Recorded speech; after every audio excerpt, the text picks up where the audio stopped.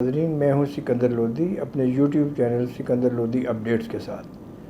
ناظرین، کل اسلام آباد ہائی کورٹ میں ایک اچھا فیصلہ ہوا۔ چیف جسٹس ہائی کورٹ نے عمران خان کو دہشت گردی کا جو اس کے اوپر مقدمہ بنایا گیا تھا، جس کا پس منظر سب جانتے ہیں کہ ایک سیاسی پس منظر تھا کہ جو لوگ ماڈل ٹاؤن کیس میں نامینیٹ ہوئے تھے وہ دہشت گردی کے وجہ وہ وزیر بن گئے، اور جو ایک سیاستدان تھا اس کو جب کیا گیا تو یہ ایک علیحدہ سیاسی بحث ہے، اس کو ہم نہیں الجھنا چاہتے، نہ ڈی ٹریک ہونا چاہتے ہیں۔ تو اس دفعہ کو ہائی کورٹ کے چیف جسٹس صاحب نے انہوں نے اس کو ختم کر دیا ہے، اور یہ ایک اچھا فیصلہ ہے اس لحاظ سے کہ پاکستان کی سیاست میں محترمہ فاطمہ جناح سے بعد جب بھی یہ سیاسی ایکٹیویٹیز ہوئی ہیں تو بد نصیبی سے کسی کی حب الوطنی پہ شک کیا گیا، کسی کو غدار کہا گیا، کسی کو سیکورٹی رسک قرار دیا گیا، اور ابھی پچھلے کچھ سالوں میں تو یہ غدار اور سیکورٹی رسک کا لفظ تو ایسے تھا جس طرح کسی مارکیٹ کا بز ورڈ ہو، ہر جگہ پہ یہ ڈسکس ہو رہا تھا۔ ابھی یہ بہت اچھا ڈیسیژن ہے، اس کے اوپر میری تو یہ ذاتی رائے ہوگی کہ عدالت عالیہ کو سپریم جوڈیشل کونسل میں ایک چھوٹی سی درخواست ہے کہ اس کے ضابطہ اخلاق جو ہے نا، سیاسی جو پولیٹیکل پارٹیز کا جو ہے اس کے اوپر ایک پراپر ایک ضابطہ اخلاق جو ہے نا وہ بننا چاہیے۔ الیکشن کمیشن آف پاکستان اس میں آن بورڈ ہو، اس کا جو بنا ہوا ضابطہ اخلاق ہے وہ 1960 کا وہ پیج ہے جو سدا بہار چلا آ رہا ہے کہ ایسا نہیں ہو سکے گا، ایسا ہوگا، مذہبی منافرت نہیں ہوگی، یہ نہیں ہوگی۔ اب مذہبی منافرت کا جو پچھلے دنوں میں حال ہوا ہے، کیا یہ مناسب ہے کہ ہم اپنے ملک کے لوگوں کے اوپر ان کے مذہب کے اوپر شک کریں؟ ان چیزوں کی حوصلہ شکنی کرنے کی ضرورت ہے۔ پاکستان میں اعلیٰ اور صاف ستھری سیاسی روایات کو شروع کرنے کی ضرورت ہے کہ ہم ایک دوسرے کو بلیم گیم کے بجائے ہم اس پہ جائیں کہ اس کو ڈلیوری اس نے کی کہ نہیں، اس کی حکومت نے کیا ڈلیور کیا۔ اگر عمران خان نے 4 سال میں کچھ نہیں کیا تو 5 مہینے میں اور پچھلے 30 سال میں ان حکومتوں نے کیا کیا؟ اب اس ساری کھیل میں مارا تو عوام جا رہا ہے نا۔ عوام جو ہے ان کی اکثریت جو ہے وہ غریب ہو گئی ہے۔ ایک زمانے میں پاکستان میں پاورٹی بڑی لو لیول پہ ہوتی تھی، مڈل کلاس بڑی یعنی زیادہ فگرز ہوتے تھے۔ اب مڈل کلاس کا بھی ایک بڑا جو پورشن ہے وہ اپر پاورٹی لیول کے اوپر آ گیا، کیونکہ کسی کی قوت خرید نہیں ہے، کسی کے پاس جاب نہیں ہے، کسی کے پاس آگے بچوں کی شادی کرنے کے وسائل نہیں ہے، کسی کے پاس کچھ نہیں ہے، اور روزمرہ جو کچن کا خرچ ہے وہ پہلے چند 100 روپے میں ہوتا تھا، اب وہ چند ہزار روپے میں چلا گیا ہے۔ یہ چیزیں جو ہے سیاسی قوتیں ان چیزوں پہ بات کریں بیٹھ کے، ایک دوسرے کو غدار کہنا، وہ حب الوطنی کا چیلنج کرنا کہ جی اس کے پاس حب الوطنی نہیں ہے، وہ سیکورٹی رسک ہے، یہ روایتیں اب ختم کر دیں۔ میچیور جو سیاست ہے 75 ایئرز کے بعد اب ہمیں اسی طرح جانا چاہیے۔ اب ہم بچے نہیں ہیں، پاکستان ماشاءاللہ 75 سال میں اس نے بڑا گرو کیا ہے، اور انسٹیٹیوشنل لیول پہ بھی اس کی بڑے اچھے اسٹیپس ہیں۔ ملک میں ترقی جو ہے ہو رہی ہے، لیکن ترقی کے بجائے جو بربادی کی شرح ہے وہ اس سے زیادہ ہے۔ اس کی ریزن یہ ہے کہ ہمارے ہاں جو اس کے ادارے ہیں جو ان چیزوں کو یعنی مانیٹر کر سکتے ہیں، یا ان کا کوئی احتساب کا نظام تھا، اس کو ہم ڈے بائی ڈے کمزور کرتے جا رہے ہیں۔ بھئی آپ اداروں کو کمزور کرنے کے بجائے ایسی ریفارمز لائیں کہ لوگوں کا اعتماد برقرار رہے۔ اب جس طرح حکومت کے لوگوں نے اپنے سارے کیسز ختم کرائے ہیں، یہ عام آدمی جو ہے جو باغ جناح کا ہے، یا کراچی لیاقت باغ کے لوگ ہیں، یا پنڈی میں لیاقت باغ کے لوگ ہیں، وہ اس کا مذاق اڑاتے ہیں کہ بھئی آتے جاؤ حکومت میں اور اپنا معاف کراتے جاؤ۔ یہ رواج نہیں ہونا چاہیے۔ پاکستان کو ایک اچھے ملک کے طور پہ ہمیں تھوڑا سا ہمیں سوچنا پڑے گا کہ اچھے ملک کے طور پہ ہم مل جل کے کیسے چلا سکتے ہیں، اور یہ جو چور اور ڈاکو کے ٹرم ہے اس کے بجائے آپ پروو کریں۔ اور 4 سال ملے عمران خان کو، پی ٹی آئی کو، پی ٹی آئی عدالتوں میں اس کے اگینسٹ کیا کر سکی، وہ ان کا اپنا رونا ہے۔ وہ کہتے ہیں جی کہ ہم نے جب بھی کیا تو ہماری جو اپوزیشن تھی اس وقت کیا، اور آج کے حکمران وہ تاریخیں لے جاتے تھے۔ اور اس میں جو سب سے بڑا سوال آ جاتا ہے وہ ہماری عدالتوں کے اوپر آ جاتا ہے۔ حالانکہ میرے نزدیک عدالتوں نے جتنی ان کی ماشاءاللہ ان کی ہے ہمت ہے، انہوں نے ججز نے فیصلے کیے ہیں، مگر ابھی بہت سارے فیصلے بلا وجہ متنازع بنائے جا رہے ہیں۔ ایک پارٹی کا اگر ڈیسیژن اس کے حق میں نہیں ہوتا تو دوسری پارٹی اس پہ پلے کرتی ہے. تو بیسٹ یہی ہے، میں ریکویسٹ کروں گا کہ ہم اس کو بڑے اچھے طریقے سے، بہت اچھے طریقے سے کوئی ایسی ریفارمز لائیں کہ ضابطہ اخلاق جو ہے، سیاسی ضابطہ اخلاق، اسی طرح صحافتی ضابطہ اخلاق، اسی طرح مذہبی ضابطہ اخلاق، اسی طرح اخلاقیات کا، اسی طرح تعلیم، یعنی اس سارا ایک کوڈ آف کنڈکٹ جو ہے نا نیا، وہ بنانے کی ضرورت ہے. آئین کو چھیڑنے کی ضرورت نہیں ہے. آئین بڑا اللہ کا شکر ہے 1973 میں اللہ کا شکر ہے بن گیا. اگر اس کو چھیڑنے کی کوشش کی گئی تو پھر اس کے بڑے نقصانات اور مضمرات ہو سکتے ہیں منفی. ابھی اس کے اندر جو 18ویں ترمیم کا شوشہ چھیڑا گیا ہے، پوری دنیا اس کے اوپر حیران ہے کہ پاکستان میں جو پبلک سروسز کے ادارے ہیں، نہ وہ وفاق ان کو اون کر رہے ہیں، نہ صوبے اون کر رہے ہیں. تو ناظرین، یہ سارے معاملات جو ہیں سیاسی، جو ہماری شخصیات ہیں، وہ ان سیریس ایشوز پہ کیوں نہیں آتی؟ پیپلز پارٹی جو ایک زمانے میں ریفارمز کا کلیم کرتی تھی، این ایف سی ٹھیک ہے ان کے دور میں آیا، یہ 18ویں ترمیم کا کریڈٹ بھی وہ لیتے ہیں، لیکن اب وہ پیپلز پارٹی ہے کہاں؟ ریڈار پہ نظر ہی نہیں آ رہی. سندھ کا جو حشر ہوا ہے وہ بیسیکلی پیپلز پارٹی کی وہاں مس مینجمنٹ اور بد انتظامی اور جو کرپشن کی ان کی شکایات ہیں اس کی وجہ سے ہوا ہے. کراچی ایک زمانے میں رسل بلاد کا شہر تھا، بڑا پروفیشنل سٹی تھا اور پورے پاکستان کو روزگار دیا کرتا تھا. اتنا روزگار کہ یہاں سے آپ کوئٹہ سے، پشاور سے، پنجاب سے کوئی بندے کو ٹرین پہ بٹھاتے تھے تو وہ وہاں جا کے جاب کر رہا ہوتا تھا. آج کراچی کے اندر جابز نہیں ہے بلکہ ڈکیٹی اور کرائم ریٹ جو ہے، یہی صورتحال پنجاب میں بھی ہے. کہیں کوئی ایسا نہیں ہے کہ پنجاب صاف ستھرا شہر ہے، صوبہ ہے.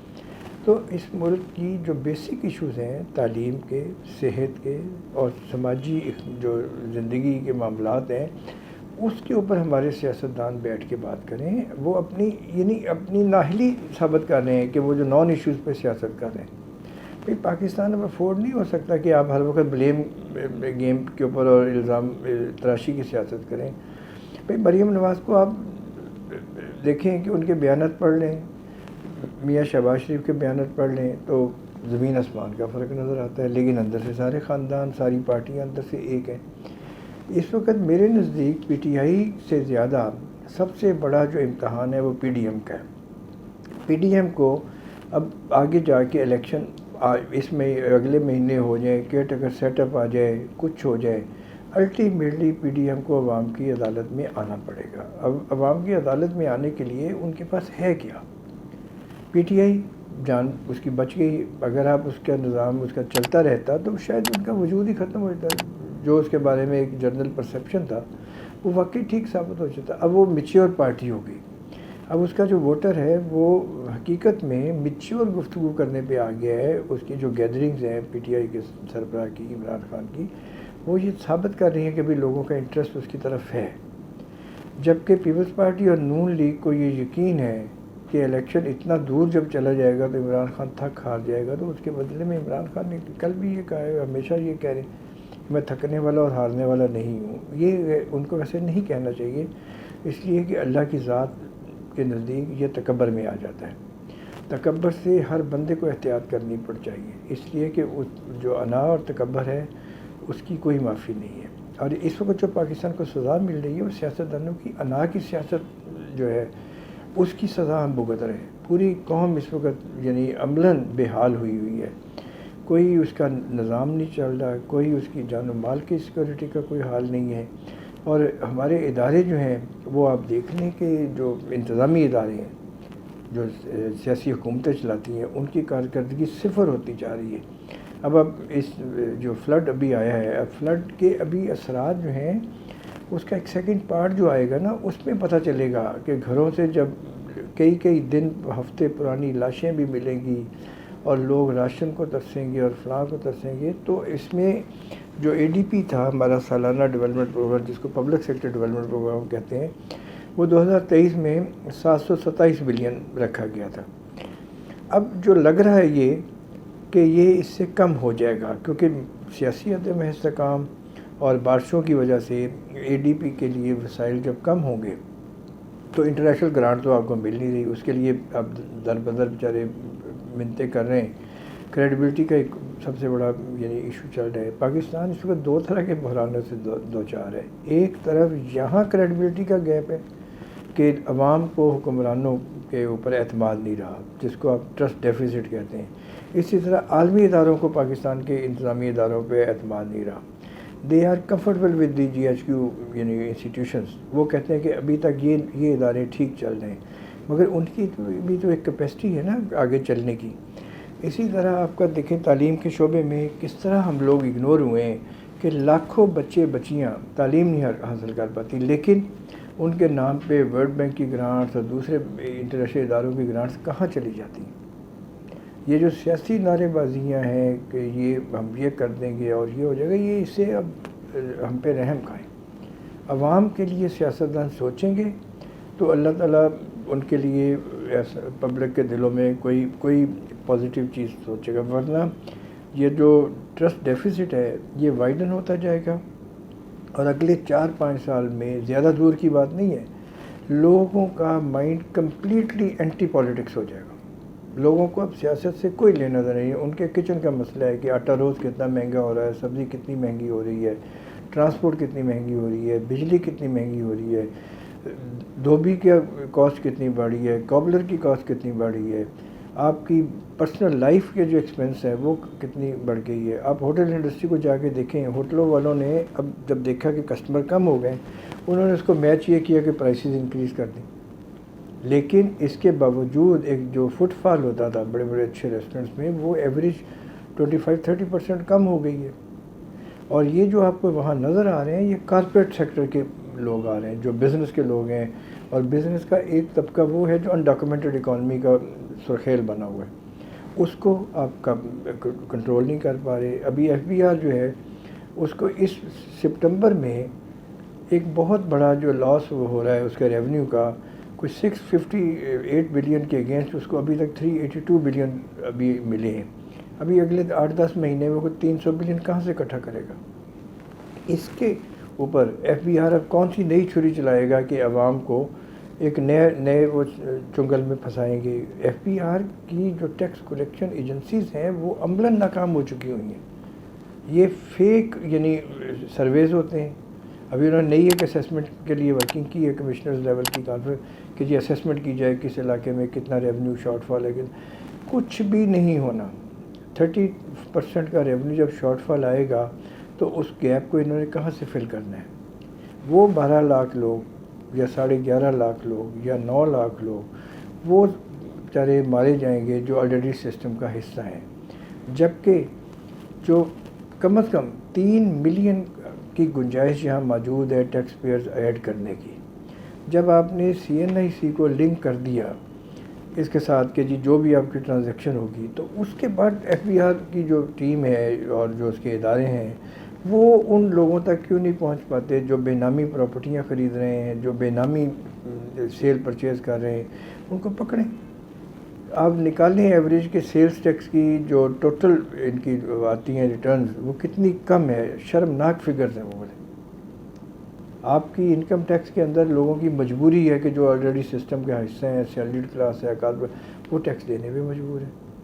تو پاکستان کی جو سیاسی قوتیں ہیں انہوں نے کبھی اس پہ سوچا کہ یہ بھی ایک بہت بڑا ایشو ہے۔ دنیا بھر میں فیئر ٹیکس سسٹم کی وجہ سے ٹیکس جو ہے نا پورا کا پورا لوگ دیتے ہیں۔ بس اب مجھے یاد ہے کہ آسٹریلیا میں اور ویسٹرن کنٹریز میں جس میں امریکہ بھی شامل ہے، UK بھی شامل، ہر سال ٹیکس ریٹرن جب وہ بندہ داخل کرتا ہے تو وہ اپنے ایکسپنس کے اندر جو بتاتا ہے کہ جی میں نے یہ ٹیکس دیا، تو اس کے اوپر جتنا وہ ٹیکس لگتا ہے اگلے سال کے اینڈ پہ اس کو ٹیکس آفس کی طرف سے ایک اطلاع دی جاتی ہے کہ آپ کا ٹیکس $1,00,000 اگر کاٹا گیا تھا تو اس میں سے اتنے پرسنٹ جو ہیں وہ گئے ہیں سوشل سیکٹر کے اوپر، اتنے پرسنٹ گئے ہیں ریہیبلیٹیشن کے اوپر، اتنی آپ کی اسکولنگ کے اوپر، اتنی چیریٹی کے اوپر، اتنا یہ، اور یعنی پورا بریک ڈاؤن دیا جاتا ہے کہ آپ کا $1,00,000 جو ٹیکس آپ نے دیا ہے وہ کہاں یوز ہوا ہے۔ پاکستان میں کبھی ایسا سنا ہے آپ نے؟ فوج ظفر موج 50,000 سے زیادہ آپ کے ٹیکس آفیشلز ہیں، موجیں کر رہے ہیں، اور سمریوں پہ سمریاں اور میٹنگوں پہ میٹنگیں ہوتی ہیں، سروے جو ہوتے ہیں وہ بند کمرے میں بیٹھ کے ہوتے ہیں، ٹھیک ہے جی. اوپر سے یہ ڈیجیٹل سسٹم نے تو ان کا کام اور آسان کر دیا. لاہور کی یا کراچی کی یا اسلام آباد یا فیصل آباد یا سیالکوٹ یا بڑی جو اور کوئٹہ پشاور اور بڑی مارکیٹیں، اس میں کروڑوں نہیں اربوں روپے کا مال پڑا ہوا ہے، اور اس پہ چند لاکھ روپے بھی ٹیکس وصول کرنا ایک بڑا ان کا وہ بہت. ایک آدھ مرغی پکڑ لیتے ہیں، اس کو ذبح کرتے رہتے ہیں، اس کا خون جب نکل جاتا ہے پھر دوسری مرغی کے پیچھے پڑ جاتے ہیں. فیئر ٹیکس سسٹم بھی ہماری سیاسی جماعتوں کی وجہ سے نہیں آ پا رہا، ان کی نالائکی کی وجہ سے، ان کی توجہ نہیں ہونے کی وجہ سے. وہ کہتے ہیں جی ہمارے پاس اور بڑے ایشوز ہیں. بھئی اگر پاکستان میں آپ ایک سوشل جسٹس لے آئیں گے، فنانشل جسٹس لے آئیں گے، تو آپ کا ہی فائدہ، آپ کا ملک خوشحال ہوگا. ملک میں اربوں روپے کی جو چوری اور یہ کرپشن ہے، اور ہر سال آپ کو کیسز معاف کرانے کے لیے طرح طرح کے حربے استعمال کرنے پڑے، یہ کرنا پڑے گا. تو ناظرین، یہ سارے وہ چیلنجز ہیں جس پہ ہم کو مل بیٹھ کے ہماری سیاسی قوتوں کو غور کرنا پڑے گا. سیاسی قوتوں کے پاس زیادہ ٹائم نہیں ہے.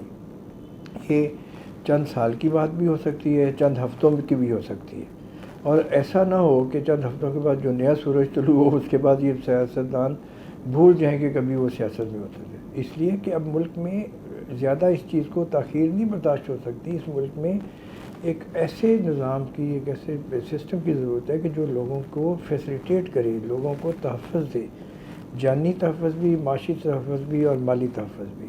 لوگوں کا جینا آسان کرے اور ان کو مرنے کی طرف نہ لگائے کہ لوگ خودکشیاں بھی کریں، آپس میں لڑائی جھگڑے بھی ہوں، خانگی مسائل بھی پیدا ہوں، سول وار کی طرف ہم چلے جائیں. یہ رجحان جو ہے نہیں ہونا چاہیے. ابھی بھی ایک موقع ہے ہماری سیاسی قوتوں کے پاس. انا چھوڑ دیں، بڑے پن کا مظاہرہ کریں، بڑے ظرف کے ساتھ ایک دوسرے کے ساتھ بیٹھیں اور صرف ایشوز پہ بات کریں. نان ایشوز پہ کوئی بات نہ کریں کہ یہ اس پارٹی نے یہ کیا.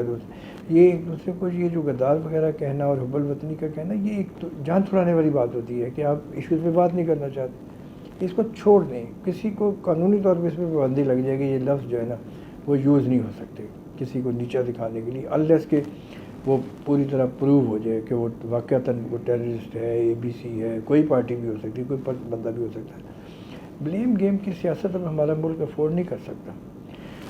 تو ناظرین، آپ کو اگر یہ ویڈیو پسند آئی ہے، اسے لائک کریں، اسے شیئر کریں اور اسے سبسکرائب کریں. ہمیں خوشی ہوگی آپ کی آرا کی. Thank you very much.